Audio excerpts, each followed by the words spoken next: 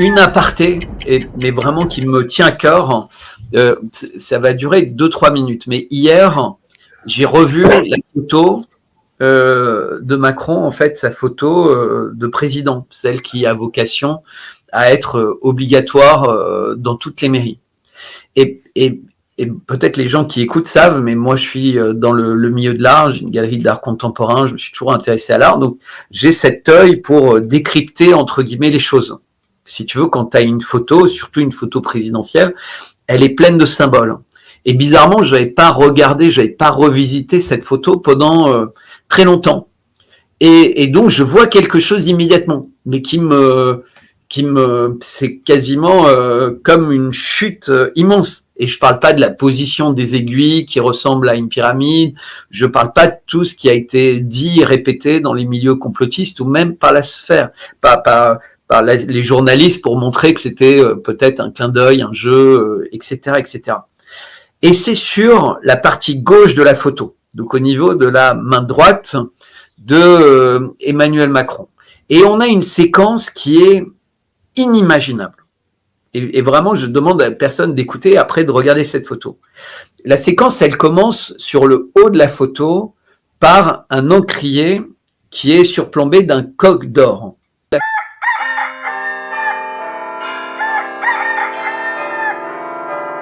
Et donc, l'encrier, pour moi, c'est le symbole de la trace écrite, peinte, etc. Donc, depuis les mammouths dans les grottes, c'est le premier type entre guillemets de médias, donc d'échanges. Alors il faudrait faire un gros plan sur la zone de la main droite, mais on voit bien qu'il y a quelque chose de doré dans le rouge du tableau.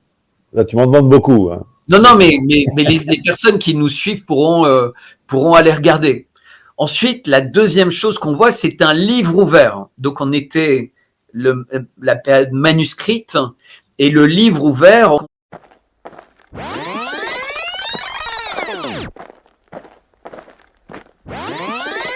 C'est la littérature, le livre, donc c'est Gutenberg. Donc avec tout ce qui était écrit sur les murs peints, il fallait que la personne aille vers le média. C'était pas le média qui allait vers toi, sauf une lettre, mais c'est arrivé longtemps après. Ensuite, le livre, c'est l'imprimerie.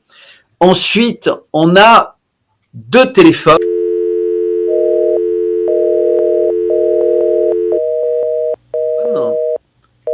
Mais qui sont des téléphones de verre et de métal.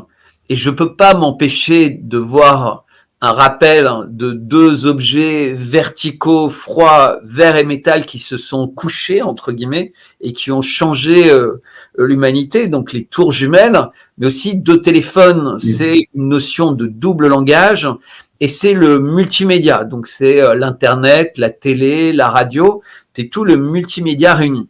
Et dans ce téléphone se reflète, mais ne se reflète pas l'encrier, se reflète cet animal d'or, cette espèce de nouveau veau d'or des temps contemporains, mais il est inversé. Et donc on avait dans la Bible, on se rappelle Moïse, les tables de la loi, et on sait très bien que les nouvelles tables de la loi, elles seront pas dans la roche, elles seront dans l'internet, c'est la nouvelle technologie. C'est-à-dire que s'il devait y avoir un nouveau Messie, c'est les nouvelles technologies, puisque c'est l'évolution d'homme, elles seront là-bas.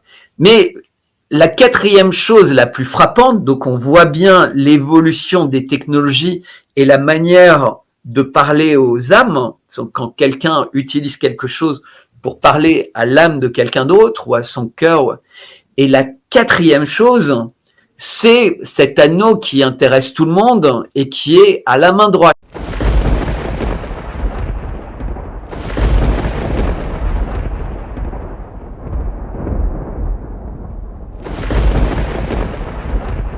Qui est un peu un espèce de symbole de sceptre.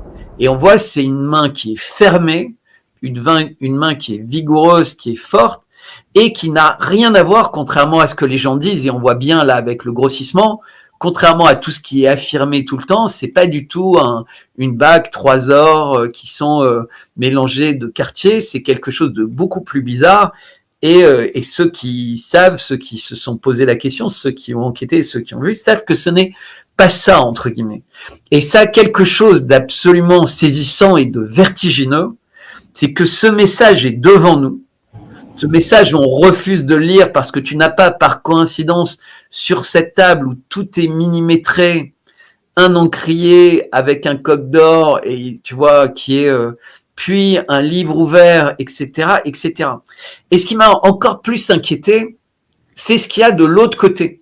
Donc ça, c'est très inquiétant, c'est-à-dire qu'il pense que sa main droite, cette espèce de sceptre du pouvoir, va être quelque chose qui va prendre le contrôle. Et là, on est vraiment dans la magie, entre guillemets. Tu sais, c'est la main de Dieu, etc. Et quand on repense à toute l'iconographie depuis le début, ça ne peut pas être le fait du hasard, et c'est très important, et cette position de la main dans cet alignement est cruciale. Et dans la photo, ce qui compte, c'est pas le contenu, c'est l'image, puisque la photo, c'est véritablement l'art de l'image. Et la force de la photo, c'est de faire ressentir quelque chose, de faire ressentir l'émotion pour nous faire rentrer dans l'image. Mais sur le côté droit, il y a deux choses qui sont saisissantes, c'est qu'il y a 2 livres.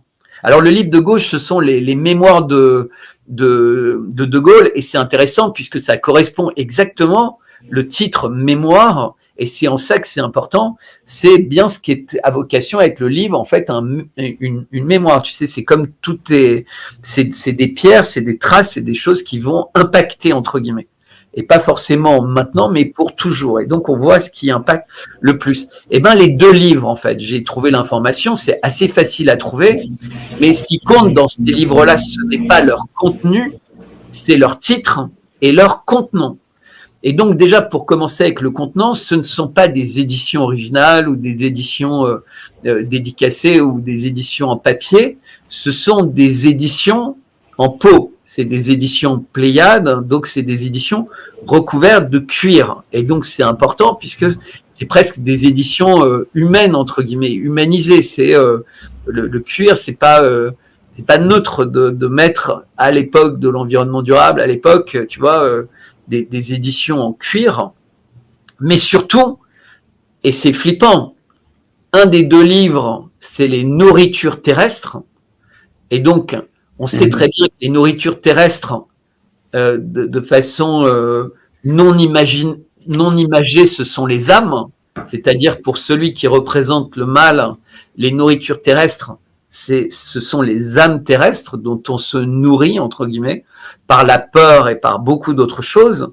Et la deuxième chose qui est en dessous, c'est le rouge et le noir. Et oubliez ce que dit le livre de Stendhal, mais pensez juste à ce qui a été montré, c'est le titre du livre, Rouge et Noir, et c'est une iconographie qui est sans aucun doute. Alors je sais que quand je dis ça, j'ai beaucoup de gens qui contrairement à toi, Mehdi, ne s'intéressent pas à ce que je dis, au fond de ce que je dis, et sur longue période, et qui en profitent pour dire beaucoup de mal de moi, que je prends une bonne drogue, et en général, c'est que des gens de l'opposition entre guillemets la résistance, qui sont les plus vicieux et les plus vilains.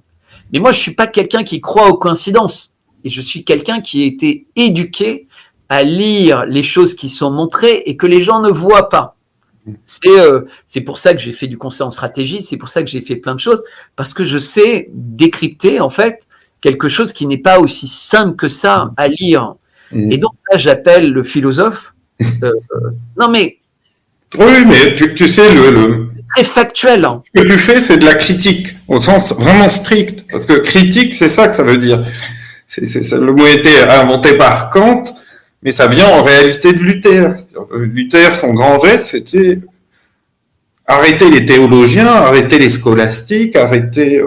vous ne lisez plus la Bible. Moi, je rouvre le truc et je lis, je décrypte. Voilà. Exactement. Mais quand tu fais ça, bizarrement, et tu parles avec ton cœur, parce qu'il n'y a pas de calcul dans ce que je dis, J'aurais pu faire un article payant en disant vous voulez découvrir la vérité sur cette photo, etc. Moi, je vois, je donne, entre guillemets. Tu vois ce que je veux dire? Comme toi, tu donnes ce que tu as de meilleur là. Mais plus tu montres aux gens, comme quand tu leur montres qu'évidemment, la 7e tour jumelle peut pas tomber. Comme tu leur montres que cet avion sur l'aéroport d'Islamabad, il ne peut pas être là à ce moment-là, dans ces circonstances, et que ce n'est même pas le vrai avion. C'est-à-dire que l'avion qui a ce code, eh ben, c'est un avion qui est une réplique très fidèle, mais c'est pas le vrai.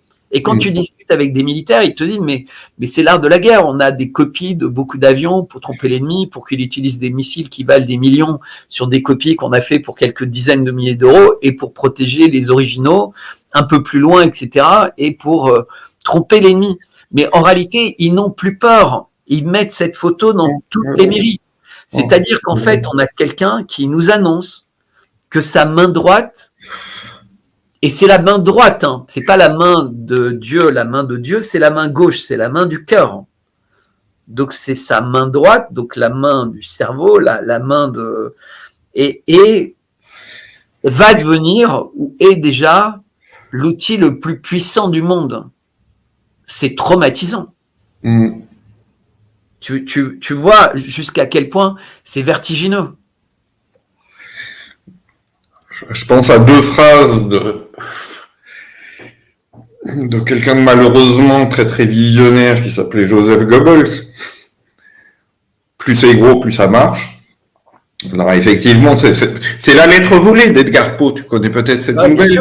Ben voilà, c'est la lettre volée d'Edgar Poe. Plus la preuve du crime est en évidence, moins les gens la verront.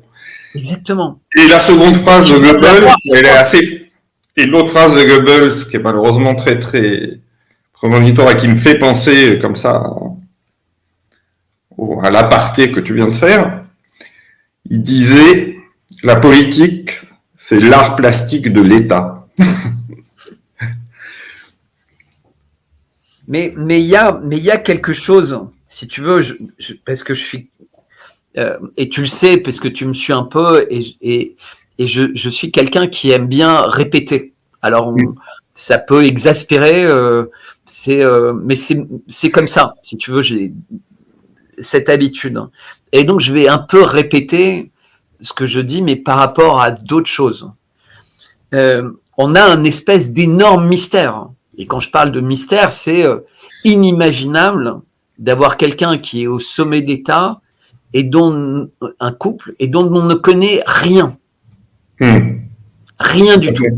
C'est vertigineux. Ça, c'est Et on a quelqu'un qui est en train de prendre un ascendant et un pilotage très fort de tous les dirigeants de l'Occident. Je veux rappeler quand même ce congrès à Versailles, juste après le début de l'opération spéciale russe en mars, où ont été prises des décisions qui sont tenues. Dans la foulée, il y a eu la création de la CEP, tu sais, cette communauté européenne politique qui inclut 47 pays, qui va jusqu'à l'Azerbaïdjan, la Turquie. En fait, c'est une espèce d'Europe qui va jusqu'à l'Oural, dont est exclue la Russie. Et ces pays se réunissent à l'initiative de la France pour donner l'image d'être unis face à la Russie, ce qui est un espèce de message qui passe dans le monde entier. J'évoquais tout à l'heure Hiroshima, et il n'y a qu'à regarder les photos d'Hiroshima. Et il faut savoir que aucun placement sur une photo n'est le fait du hasard. Et ben, vous avez le premier ministre japonais, et qui il a à sa droite le président français, donc la place la plus importante, puis à sa gauche le président américain, et sont relégués plus loin les présidents allemands, etc., ou indiens, qui sont quand même des pays autrement plus puissants que la France. Et tout ça, ça montre cette espèce d'ascension qui est là, qui se passe avec des Français et des gens partout dans le monde qui pensent que cette personne est insignifiante, etc., parce qu'on leur met ça dans la tête, c'est-à-dire que la pseudo-résistance aime bien se dire que son ennemi, entre guillemets, est faible ou si c'est son ennemi, etc. Alors que l'erreur, puisqu'on parle de mal depuis tout à l'heure, et je sais que c'est très troublant pour moi de dire ça, parce que qu'est-ce que je suis pour dire ça? Je vois sur une photo quelque chose, mais qui n'est peut-être qu'une séquence de 4 coïncidences. Mais vous savez à quel point c'est dur de mettre un troisième, quand on a 2 objets, on a une ligne droite, c'est sûr. Mais pour en mettre un troisième, puis un quatrième dans le même alignement, c'est extraordinairement difficile si tu ne le veux pas. Bien sûr. Et tu as un alignement en V inversé, en fait. C'est-à-dire que si tu prends cette ligne et la ligne de côté avec les livres, tu te retrouves avec un système de flèches qui va vers le bas et qui va sous ses pieds, entre guillemets. Et donc, tu sens... et c'est véritablement une iconographie qui n'est pas le hasard. Moi, je connais ces choses-là. Il faut que les gens qui écoutent le sachent. Il faut comprendre que c'est quelque chose qui nous dépasse. Et quand ça nous dépasse à ce point-là, et quand on a quelqu'un qui est arrivé au sommet d'un état sans être connu, avec autant de secrets, et qui nous fait passer des messages aussi forts, et je le dis et je le répète, et ces 10 minutes, Vincent, si tu peux les extraire de la vidéo et me les envoyer, parce que je voudrais aussi les... Non, mais parce que c'est important, Mehdi, c'est en parlant avec toi que je me suis mis à regarder les choses différemment. Tu sais, tu es une personne pour qui j'ai énormément de respect, comme Vincent, etc. Non, mais quand tu me dis ce que tu me dis, mais ça me donne de l'énergie, si tu veux. On est tous pareils, on prend tellement de coups de poignard de gens auxquels on pense pouvoir faire confiance, mais qui ne cessent de chercher toutes les choses qui vont te nuire au lieu de t'aider à grandir, et tu rencontres quelqu'un qui pourrait noter toutes tes faiblesses, toutes tes approximations, et qui ne cherche qu'à dire du bien, tu te dis, putain, c'est cool. Hein. Tu vois ce que je veux dire? Pas que ça va changer mon attitude, mais ça me donne plus d'énergie. Et c'est pour ça qu'à chaque vidéo, je dis à tout le monde, mais partagez, commentez, dites-le, parce que c'est fondamental. C'est si on parle, si on démasque, et je dis, c'est horrible ce que je dis, parce que je parle de quelque chose qui est tellement énorme, mais c'est notre seule chance. Notre seule chance, c'est d'être capable d'avoir conscience et de savoir. Et si je peux aller... de savoir ce qu'on est en train de vivre. Et si je peux aller dans ton sens, évidemment dans votre sens, et reprendre une citation, moi aussi, de Goebbels, qui décidément, effectivement, voilà, un homme machiavélique, donc très intelligent, hein, mais dans le mauvais côté de la chose. Il disait également, et je la cite souvent parce qu'elle est vraiment fondamentale, nous ne voulons pas convaincre les gens de nos idées, nous voulons réduire le vocabulaire de telle façon qu'ils ne puissent plus exprimer que nos idées. Et c'est Big Brother avant l'heure. Enfin, tu vois, il est déjà dans cette histoire. Et effectivement, et ça me fait rebondir donc sur ta description de la vidéo, de la photo là, où tu as donc le coq et le livre ouvert de Gaulle. Et donc le livre, c'est vraiment pour moi l'outil du savoir, l'outil qui a permis évidemment énormément de choses, la science, etc. Enfin, l'échange de la science et de la connaissance.